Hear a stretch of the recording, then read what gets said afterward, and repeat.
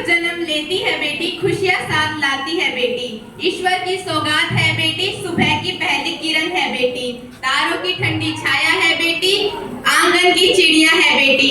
त्याग और समर्पण सिखाती है बेटी, नए नए रिश्ते बनाती है बेटी। बार बार याद आती है बेटी।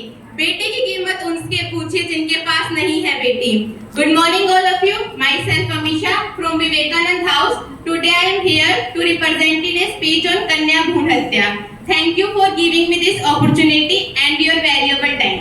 तो मैं आप सभी को एक लड़की के जीवन के बारे में बताना चाहूंगी कि एक लड़की का जीवन कैसा होता है। तो मेरी बात को ध्यान से सुनिएगा और गौर कीजिएगा।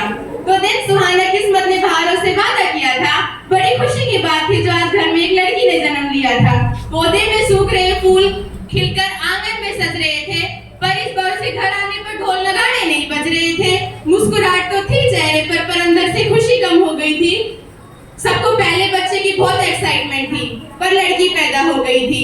बरसों के इंतजार का वो लम्हा जब खुशी से सबकी आंखें नम हो जाती हैं। खैर थमा लिया गोद में कहकर, आखिर लड़कियां भी कहाँ कम होती हैं।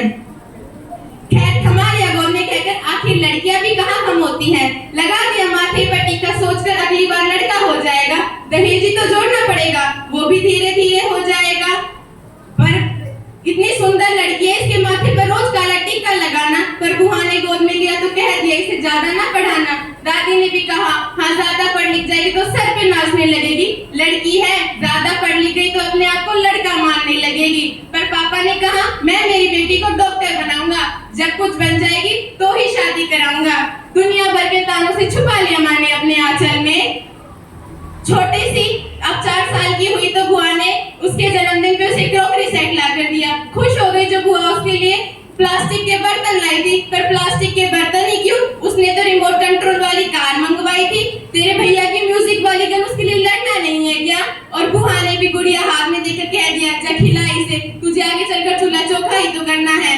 अनजान इस बात से कि इस दुनिया में लड़का लड़कियों में कितना फर्क होता है, क्योंकि क्लास में तो सब साथ में ही पढ़ते थे। 6 साल की हुई तो चली गई खेलने गली में और कह दिया क्रिकेट लड़कियों का खेल नहीं है, जा जाकर टीचर खेल, लड़कियों के लिए घर के खेल ही ठीक है। हुई 11 साल की, नूर चलकर 11 साल की उम्र में जब टॉप करके आई खुशियां घर में जब चाचा की शादी आई। बेचारी मार्च के महीने भी मेहंदी में भी अपने नोट्स लिख रही थी और शादी में बिल्कुल शहजादी की तरह दिख रही थी। उसकी इतनी खूबसूरत लगने की पूरे घर में बात हुई। पर शादी के 2 दिन बाद एक अनजानी वारदात हुई। सुनहरे गोरे रंग पर काजल लगाया था दूर का भाई जो शादी में आया था, पर एक निगाहों का जादू से चारों ओर से घेर रहा था। अंधेरी रात साफ सोया भाई अचानक उसके सीने पर हाथ फेर रहा था। चुपके से मना किया चाहे इज्जत पर आंच ना आ जाए, पर नहीं माना और कहा चुप रह जब तक सवेरा ना हो जाए। सोचा सुबह घर में सबको बताएगी, पर सोचा रिश्ते खराब हो जाएंगे और जान से मार देंगे मुझे भैया और घर वाले भी कुछ ना कर पाएंगे। ये लम्हा उसे अपने आखिरी समय तक याद रहने वाला था। और अब उम्र हुई 14 साल की, तो आज उसे मंदिर जाना था। पर अचानक पेट दर्द हुआ और बिना किसी चोट के जख्म होने लगा। दर्द का राई उसे चिल्लाने के लिए कहता गया और गई गुस्लखाने तो वो खून ही खून बहता गया। तू लड़की है और ये दर्द ही तेरा अस्तित्व है। घर बताए तो पता चला से हर महीने होगा। और अब जरा 7 दिन तक मंदिर मत जाना वरना अपशगुन हो जाएगा। और हाँ बाल मत धोना वरना बच्चा नहीं हो पाएगा। बेडशीट गंदी हो जाए तो बिस्तर पर सोना मत। और पता है दर्द से रूह कांप जाएगी, पर 3 दिन सोचकर रोना मत। बेचारी माँ इतने दर्द में भी एग्जाम देने गई। अब उम्र हुई 16 साल की, तो जन्मदिन भी तो मनाना था। सोचा इस बार क्लब जाएगी, पर घर वालों को कैसे मनाएगी। जैसे तैसे झूठ बोलकर चली गई। मानो आज तो उसकी जबान में उसके सर पर चढ़ी थी। कुछ गलत नहीं था, फिर भी सबकी निगाह उस पर पड़ी थी। गली में गई तो आंटी ने कपड़ों पे सवाल उठाया, ऐसे कपड़े पहनकर बाहर घूमती है, भगवान ना करे कहीं बलात्कार ना हो जाए। क्या करें, भगवान ना करे कहीं बलात्कार ना हो जाए। फिर कहते हैं कि लड़कों के साथ घूमने वाली हर लड़की कैरेक्टरलेस होती है। फिर कहते हैं लड़कों की नजर ही गलत होती है। सही कहा, क्योंकि आज सबकी नजर उसके सीने पर पड़ी थी। कुछ गलत नहीं था, उसकी नीयत तो खुशी से जीने पर थी। पर हद तो तब हो गई जब उसके दादा की उम्र की नजर अंकल की नजर उसके सीने पर थी।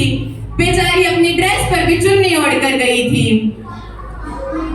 दोस्तों ने कहा चल छोड़ना यार कुछ नहीं होता, आज एक सिगरेट ट्राई कर ले। पर उस नादान को क्या पता कि इससे उसके लंग से पहले उसका कैरेक्टर खराब हो जाएगा। मम्मी मम्मी जब जब बाहर जाती थी उनको कोई ना कोई भड़का देता था, मुझे यहाँ देखा, मुझे वहां देखा, इसके साथ देखा, उसके साथ देखा। लिस्ट शिकायतों की एक पूरी लंबी लिस्ट उसके हाथ में थमा देता था।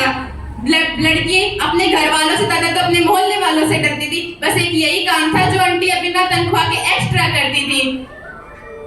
एक यही काम था जो लड़कियां आंटियां बिना तनख्वाह के एक्स्ट्रा करती थी।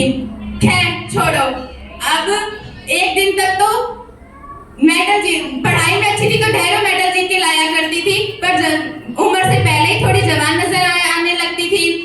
एक बार तो एक लड़का उसे 3 दिन तक परेशान करके कहता रहा, देखना भाई क्या माल है। तीसरे दिन दिल पर हाथ रखकर हिम्मत जुटाकर चली गई और कहा, तेरी बहन को देखना, वो भी तो बवाल है।